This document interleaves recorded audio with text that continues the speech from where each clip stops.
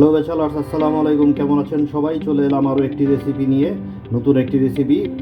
তো বরাবরের মতোই কুকিং ফর ব্যাচেলার চ্যানেলে আপনাদেরকে স্বাগতম জানাচ্ছি। আজকে যে রেসিপিটা, এটা হচ্ছে ডাল, আলু এবং ডিম দিয়ে নতুন একটা রেসিপি। এটা আমার মনে হয় না কেউ খেয়েছেন। তো একবার যদি রান্না করে খান, বারবার খেতে ইচ্ছা করবে। বন্ধু বান্ধবদের খাওয়ালে তারাও বলবে যে বারবার আমাকে দাওয়াত করে এটা খাওয়াও। তো চলুন শুরু করে দেই যে এটা কীভাবে তৈরি করতে হয়। তো এর জন্য যা যা লাগবে সেগুলো আমরা নিয়ে নিচ্ছি। তো চলুন আমরা স্টার্ট করি। তো বন্ধুরা, দেখতে পাচ্ছেন আজকের রেসিপির জন্য এখানে আমি কিছু মসুরের ডাল নিয়ে নিয়েছি, সেই সাথে নিয়ে নিয়েছি কিছু আলু কুচি, কিছু কাঁচামরিচ কুচি, পেঁয়াজ কুচি, 4-5টা রসুনের কোয়া হাফ ফালি করে নিয়েছি, এবং সেই সাথে কিছু ধনেপাতা নিয়ে নিয়েছি, এবং দুটো সিদ্ধ ডিম নিয়ে নিয়েছি। এখন আমি যেটা করব, ডিম দুটোকে হলুদ, মরিচ এবং লবণ দিয়ে মেখে এটাকে হালকা করে ভেজে নেব। তাহলে চলুন আমরা চুলায় চলে যাই। তো আমরা চুলোয় কড়াই বসিয়ে দিয়েছি এবং তেল দিয়ে দিচ্ছি। এই তেল দিয়ে দিলাম। তেলটা গরম হওয়া পর্যন্ত একটু অপেক্ষা করব। তেলটা গরম হয়ে গেলে এর ভিতরে আমরা ডিমগুলো সুন্দর করে ভেজে নেব। আমরা একটু অপেক্ষা করি। বন্ধুরা, দেখতে পাচ্ছি আমাদের তেলটা গরম হয়ে গেছে। এখন যেটা করব, আমি যেটা বলেছিলাম যে ডিমগুলো হলুদ, মরিচ এবং লবণ দিয়ে একটু ভেজে নেব, তো আমি মেখে রেখেছি। এখন এটাকে আমি ভেজে নিই। তাই সুন্দর করে ভালো করে ভেজে নেবেন। তো বন্ধুরা, আমাদের ডিমটা ভাজা শেষ। এখন আমি যেটা করবো, এর ভিতরে পেঁয়াজ, মরিচ এবং রসুন কুচি করে রেখেছিলাম, সেগুলো ভেজে নেব। আমি দিয়ে দিলাম। এখন এটাকে সুন্দরভাবে নেড়ে চেড়ে এটাকে হালকা বাদামি করে নেব। বাদামি হয়ে গেলে তারপরে এটার সাথে আমি মশলা অ্যাড করবো। আমরা একটু অপেক্ষা করি বাদামি হওয়া পর্যন্ত।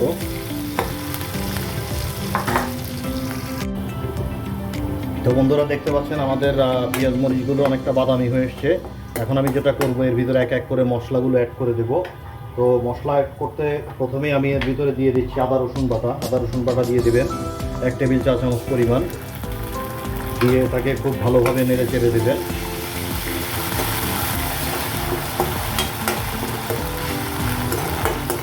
এভাবে নেড়ে চেড়ে দেওয়ার পর এর ভিতরে অন্যান্য মশলাগুলো আমি দিয়ে দিচ্ছি। প্রথমেই দিয়ে দিচ্ছি আমি মরিচের গুঁড়ি।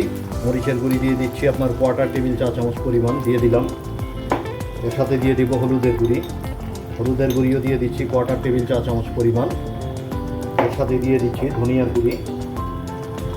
ধনিয়ার গুঁড়ি 1/4 টেবিল চা চামচ পরিমাণ দিয়ে দিলাম। এরপর দিয়ে দেবো আমি 1 টেবিল চা চামচ পরিমাণ লবণ। এবার এটাকে আমি খুব ভালো করে মিক্স করে নেব। চলুন আমি মিক্স করে ফেলি এগুলো।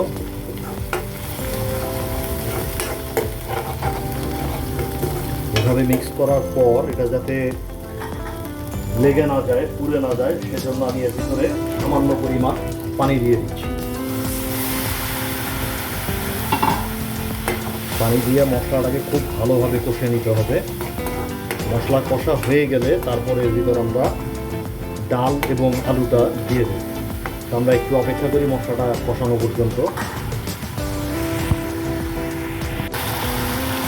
তো দেখতে পাচ্ছেন আমাদের মশলাটা কষানো হয়ে গেছে। এখন আমি যেটা করব, আমরা যে ডালটা ভিজিয়ে রেখেছিলাম সে ডালটা এর ভিতর দিয়ে দেবো। আমি ডালটা দিয়ে দিলাম। এর সাথে আমি যে আলুগুলো কেটে রেখেছি সেটাও দিয়ে দেবো।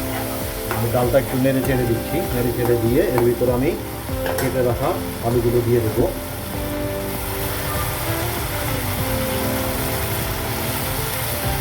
এবার এটাকেও আমি ভালোভাবে নেড়ে চেড়ে ডালের সাথে এবং মশলার সাথে আলু এবং ডালগুলো খুব ভালোভাবে কষিয়ে নেব। এটা যখন অনেকটা কষানো হয়ে যাবে, তখন এর ভিতরে আমি ঝোলের জন্য পানি দিয়ে দেবো। আমি এটাকে 10 মিনিট এভাবে রান্না করে নেব। তো আমি ঢেকে দিচ্ছি, ফিরছি 10 মিনিট পর। তো বন্ধুরা, ফিরে এলাম 10 মিনিট পর। দেখি কি অবস্থা। দেখতেই পাচ্ছেন আমাদের ডালটা কষানো হয়ে গেছে, অনেকটা নিচে লেগে লেগে ধরেছে। এখন যেটা আমি করব, এর ভিতরে ঝোলের জন্য পানি দিয়ে দেবো। তো আমি এখানে পরিমাণ মতো পানি দিয়ে দিলাম। এতটুকু পানি হলেই চলবে। পানি দিয়ে এটাকে সুন্দরভাবে নেড়ে চেড়ে দেবেন। নেড়ে চেড়ে দিয়ে এটাকে 20 মিনিটের মতো রান্না করে নেবেন। এখন আমি যেটা করবো, এটাকে ঢেকে দেবো, ঢেকে 20 মিনিট রান্না করে নেব। তো আমি ঢেকে দিলাম, ফিরছি 20 মিনিট পর। তো বন্ধুরা, ফিরে এলাম 20 মিনিট পর, দেখি কী অবস্থা এখন। আমি যদি ঢাকনাটা উল্টাই, তো দেখতে পাচ্ছি আমাদের ডাল, ডিম, আলুর তরকারিটা হয়ে গেছে। এখন এ পর্যায়ে আমি যেটা করব, এর ভিতরে আমি যে ডিমগুলো ভেজে রেখেছিলাম সেই ডিমগুলো দিয়ে দিচ্ছি। ঠিক এভাবে কেটে কেটে রেখেছিলাম, তো আমি এই ডিমগুলো ঠিক এভাবে দিয়ে দিচ্ছি। দেখতে পাচ্ছেন,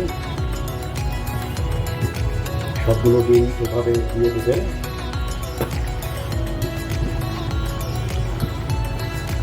দিয়ে ডিমগুলোকে